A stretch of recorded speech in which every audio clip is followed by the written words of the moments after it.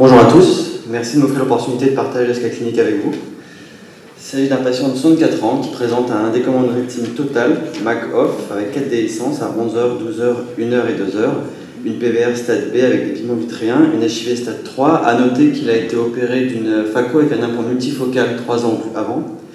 La prise en charge décidée est alors une vitrectomie 25 gauche, PFCL, cryo SF6. À J15, on constate cette image à l'OCT avec des bords abrupts hyporeflectifs qui sont une bulle de PFCL avec des est alors contre les doigts.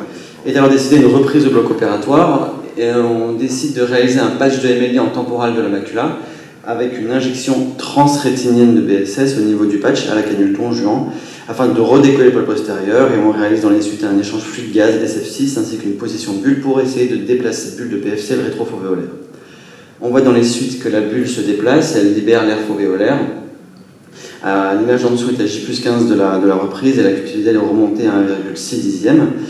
Donc le PFCL sous-rétinien est une complication rare du décommandement de rétine. Selon les séries, ça tourne autour d'environ 1% des décommandements de rétine. Ces complications sont multiples, une atrophie des photorécepteurs, une atrophie de l'EP, une nécrose rétinienne. Il y a 3 principaux facteurs de risque qui sont ressortis dans les séries: les déhiscences de grande taille, l'absence de lavage au BSS de la cavité vitréenne lors de l'échange PFCL-R et des manœuvres d'indentation péropératoire qui vont permettre au PFCL de passer au niveau des déhiscences. L'indication de reprise est posée en cas de disposition rétrofovéolaire du PFCL. Alors il y a 2 techniques qui ont été décrites principalement. La première va être une évacuation de la bulle par une rétinotomie parafovéolaire. On réalise donc une rétinotomie proche de la fovea avec une canule 36 à 50 gauche selon nos habitudes, sans rétinopexie péropératoire, et on réalise un échange fluide R SF6. La deuxième, c'est celle qui a été réalisée ici, c'est de déplacer la bulle de PFCL en inférieur à l'aide d'une injection de BSS sous-rétinienne proche des vaisseaux, puis de réaliser l'échange, à la particularité qu'ici on avait fait une injection transrétinienne sans transrétinienne.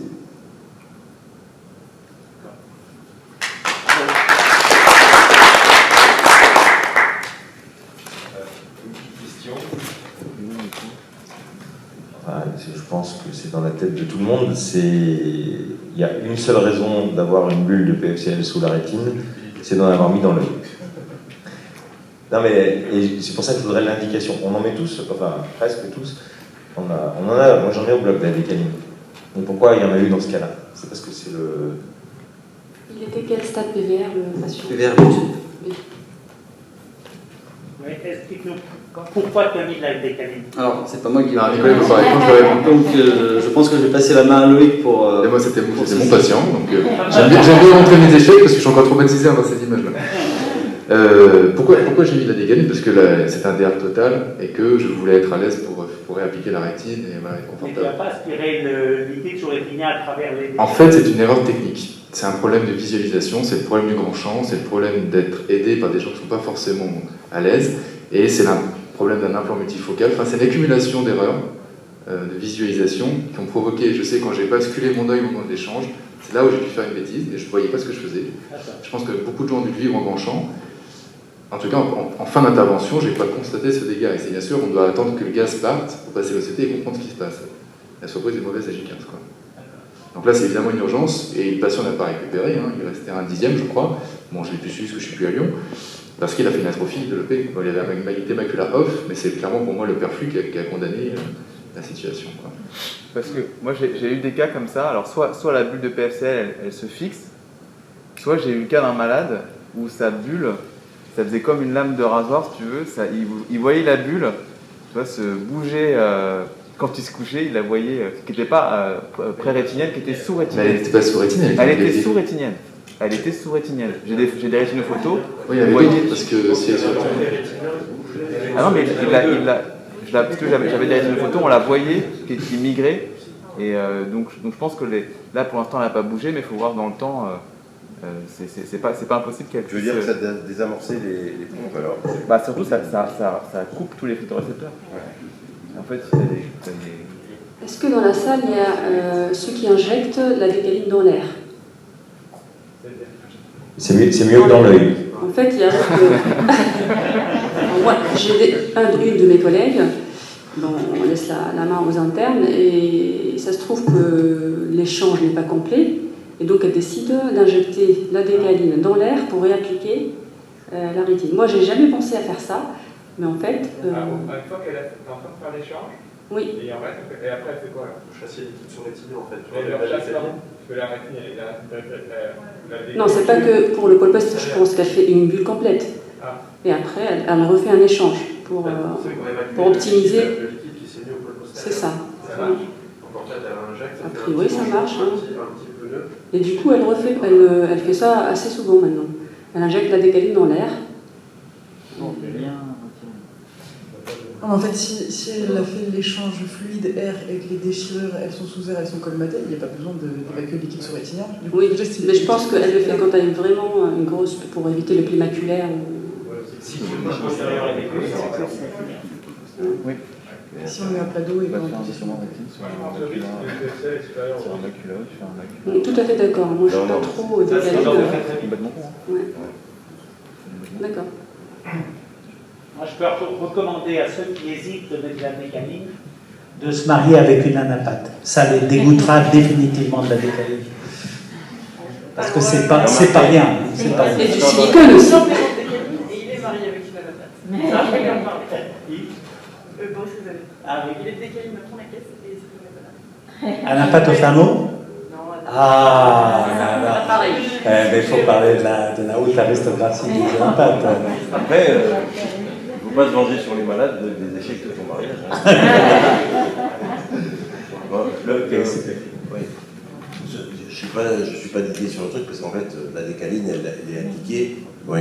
Il faut l'indiquer quand tu ne peux pas faire autrement. Donc, dans les déchanges, rentre dans les... voilà, donc il y a quand même des endroits où elle va t'aider. Non, mais c'est vrai, des problèmes un peu cumulés de visualisation, à un moment, tu ne vois plus rien, tu te dis, bah, ils vont en mettre parce que je sais plus quoi faire.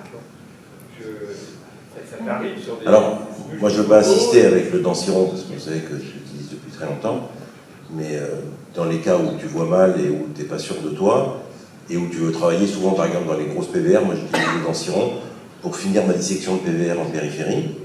Il ne faut pas oublier que ça évite les multiples manipulations, c'est-à-dire échange-ci et échange-ça, parce que tu mets ton Danciron, et au pire des cas, tu le laisses. Et donc, quand je suis en échec comme ça, souvent j'utilise le Danciron en me disant il ne peut rien se passer de traverse. Est-ce que ça vous arrive du coup, quand vous reprenez une récidive, qu'il est déjà sous silicone, de peler la PVR avant d'enlever le silicone? De travailler dans le silicone au final? Le silicone ou le Danciron?